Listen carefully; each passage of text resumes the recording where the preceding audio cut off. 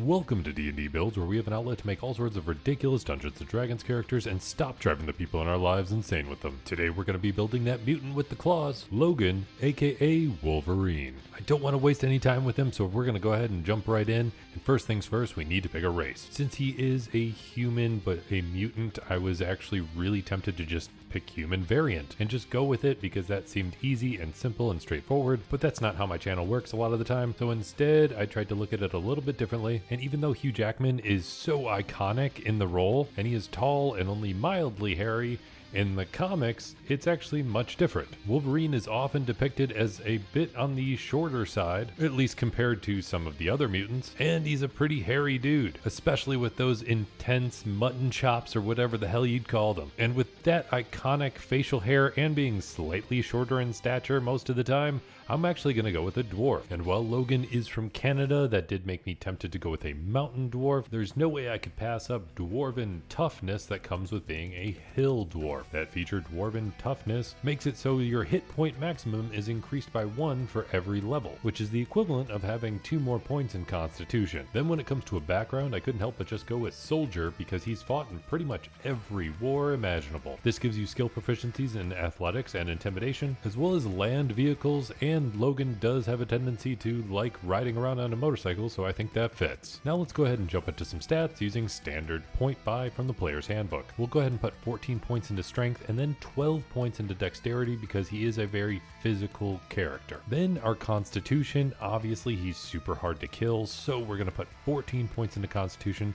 and then get another +2 from being a hill dwarf. Then our intelligence is not really his forte, and especially in D&D, intelligence is what you use to recall information, and his memory is pretty consistently wiped. So we're going to dump that, and then our wisdom we're going to put at 15 and then get another +1 from our hill dwarf subrace because wisdom is used for perception and he's really good at that. Not to mention he's been around a really long time and wisdom comes with age. Then we don't have any points left over, so we just gotta dump charisma. Then we gotta choose a starting class. Considering he goes in without any armor pretty much all the time unless you count his bones, charging in, screaming and slashing away, there's no way I could avoid going with a barbarian. They get the most amount of health out of any class in D&D, and that's gonna be pretty helpful. They get proficiencies in light armor, medium armor, and shields, but we don't care about any of that. And they get access to simple and martial weapons, which we might be able to use if we really want to. Then they get saving throws in strength and constitution, and they get to choose 2 skills. So we're going to take perception because you are very aware of your surroundings, especially if you're using your nose, and we'll take survival because he's more than happy to live in the wilderness if he really needs to. At first level of barbarian, we get access to the 2 core features of being a barbarian: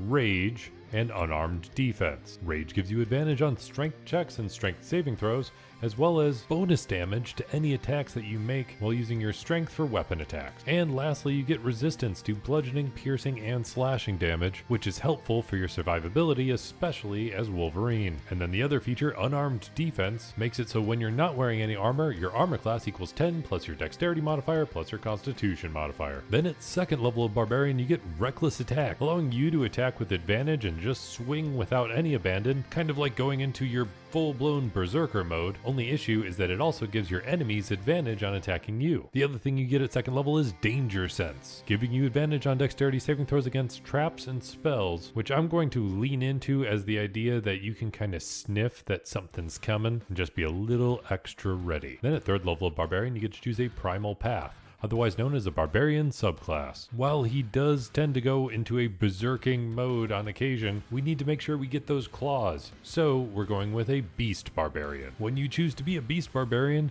you get form of the beast. So when you go into a rage, you can choose either a bite, a tail, or claws. And this is how we're going to get Wolverine's claws. Each of your hands transforms into a claw, which you can use as a weapon if it's empty. It deals 1d6 slashing damage on a hit, and you automatically get 1 additional attack whenever you take the attack action. Then at fourth level of barbarian, we get access to an ability score improvement, so we're going to go ahead and boost up our strength by 2 points because that helps with all of our attacking and our claws. And then at fifth level of barbarian, we get extra attack. So now you can attack twice, and if your claws are out, you can attack 3 times. Additionally, you get access to the feature Fast Movement, boosting your overall movement speed by 10 feet. And this is super helpful because dwarves tend to move a little slower, so this brings you back actually a little bit above what most other people's speed is. Then at 6th level, we're going to dive into a multi-class. We want to make sure that you're next to impossible to kill, and barbarians already get plenty of resistance, but we need to add to this a little more to recreate your mutant ability to regenerate. I was super tempted to go with a monk, and in the comics, Wolverine has to constantly battle against death whenever he takes a mortal wound that he recovers from. So I was really tempted to go Way of the Long Death, and they even have a feature that just makes it so they kind of just can't die as long as they have key points. But I really wanted something to focus in on his self-healing, so instead we're going to go with a cleric. And this is going to be especially tricky because as a barbarian, you can't be in a rage and cast spells. So we're going to have to find a way to make that work. When you decide to be a cleric, you get to immediately choose a cleric subclass. And I mentioned he does battle with death, so I was tempted to go with the death domain, but since he's battling against death and he's not in love with death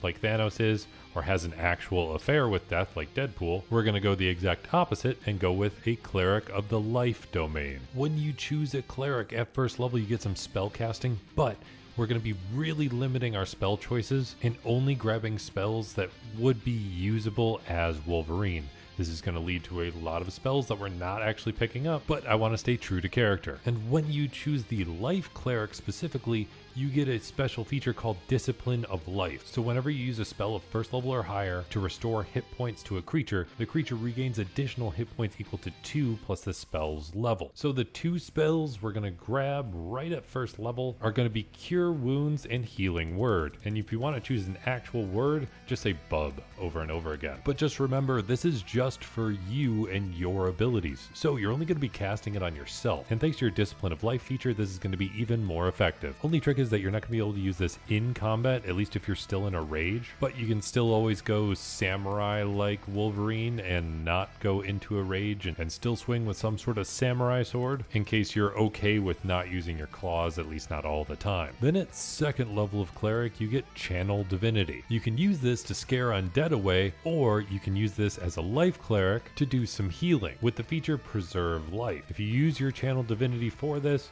you can restore a number of hit points equal to 5 times your cleric level. It can be to any creature within 30 feet of you, but if you're just using it on yourself, that's fine too. And this doesn't count as a spell, so you can still use it while you're in rage as a barbarian. Then at 3rd level of cleric, you get access to 2nd level spell slots. So we're going to make sure you have Lesser Restoration, Protection from Poison, and Prayer of Healing, all just for yourself. I also really want to grab Find Traps, which will work in conjunction with your Barbarian feature, and you're just going to be that much more aware of traps that are around. I was also tempted to grab the spell Spiritual Weapon because it doesn't require concentration and it allows you to attack with your bonus action, but even though it doesn't require that concentration, if you are still enraged, you can't even utilize this spell really in any way. So I'll make sure to add it to his spell list since he does have some room there just to play around, which will be available on his character sheet, which I provide on Patreon. Patrons get access to character sheets for all of my builds, and they're especially awesome for helping to support this channel, especially my character level patrons, Kilon, Lumiere97, the Dino21, Salvador, and Yaksha Senpai. And then going above and beyond that, there's my Dungeon Master level patrons, Devin Happy, Benjamin, Tristan Bennett, GameSteak, Heyo, Eric Wade, and Michael. They get access to additional perks, including having D&D sessions hosted by me that I stream right here on YouTube as well as over on Twitch. And then finally, above all else, there is my God tier level patron, Kilo, who just supports me in so many awesome ways, and I cannot thank him enough. But now back to the build, because at level 4 of Cleric you get another ability score improvement, so we're going to boost up our strength by 2 more points. Then at 5th level of Cleric, you get access to the feature Destroy Undead. So you can use your Channel Divinity in a new way just to destroy any undead around you, which you can think of you going completely berserk and just obliterating all of your enemies around. Additionally, at this level, you get access to 3rd level spell slots. There's only one spell I would really worry about grabbing from this level, and that's Life Transference. This allows you to heal another creature while sacrificing your own health, dealing some necrotic damage to you but healing them. And the only situation this would really apply is when Wolverine sacrifices his own safety to help heal Rogue. Then at 6th level of Cleric you can use 2 Channel Divinities instead of just 1, and you get another feature from being a Life Cleric. You get Blessed Healer, which frankly doesn't really apply at all, because it only comes into effect when you're healing somebody else. So when you restore hit points to another person,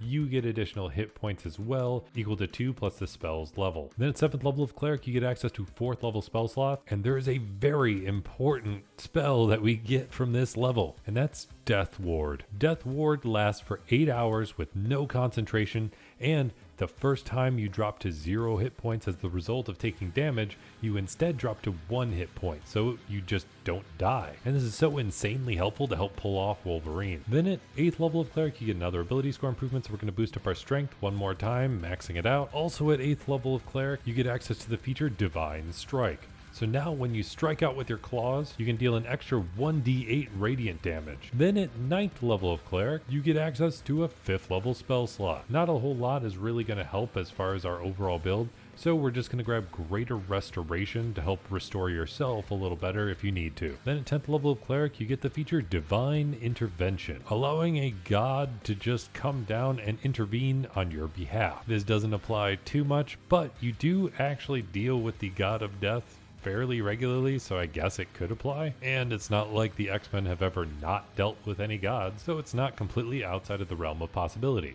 Your chance at actually calling down a god to help you though is a percentage equal to your overall cleric level. Then at 11th level of Cleric, you get the ability to destroy stronger undeath with your Destroy Undead feature, and you get access to a 6th level spell slot. And there's only 2 spells that I think could really apply, and that's Heal for yourself, automatically regaining 70 hit points, which is pretty massive, and also ending any blindness, deafness, or disease that's affecting you. And that 70 hit points actually goes up a little more with your Discipline of Life feature, giving you an additional 8 hit points on top of it. Then the only other spell I would grab is Blade Barrier.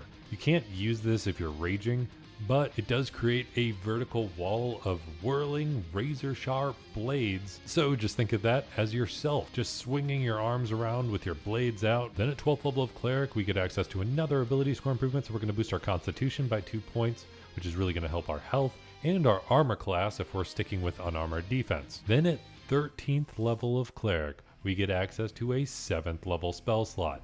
And frankly, this is what I've been waiting for, because you get access to the spell Regenerate. This takes 1 minute to cast and lasts for an hour with no concentration.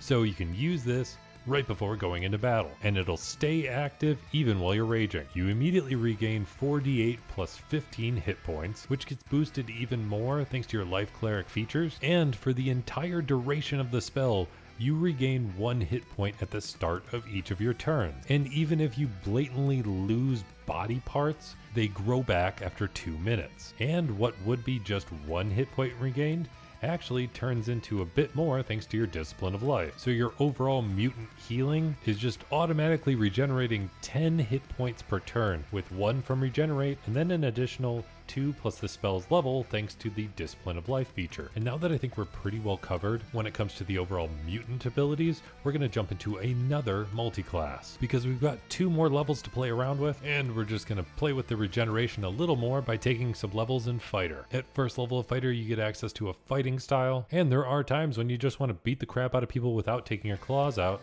So we're going to grab Unarmed Fighting as a fighting style, so your unarmed strikes can deal 1d6 plus your strength modifier, and if you're not wielding any actual weapons, that d6 becomes a d8. And you also get the feature Second Wind. So just in case you weren't regenerating enough with all of those crazy spells, you can use a bonus action to regain hit points equal to 1d10 plus your fighter level, which you can use once per short or long rest. And then we'll take 1 more level of fighter just to grab Action Surge, allowing you to take 1 additional action on your turn. That brings us to 20th level overall. I had gotten plenty of requests for this down in the comments, so I wanted to finally live up to it. Hopefully it did the trick. Let me know what you think about this build in the comments down below, especially if there's anything you might have done differently. I'll make sure to still completely fill out a spell list, just in case you want to be able to do a tiny bit more spell casting, which might not be as true to character, which I will include on the character sheets on Patreon. And if you made it all the way to the end of this video, let me know by hitting that like button, and I'll be here helping you roll at least 3 nat 20s on your next D&D session, especially if you want to play as a regenerating barbarian with claws known as Logan, or the Wolverine.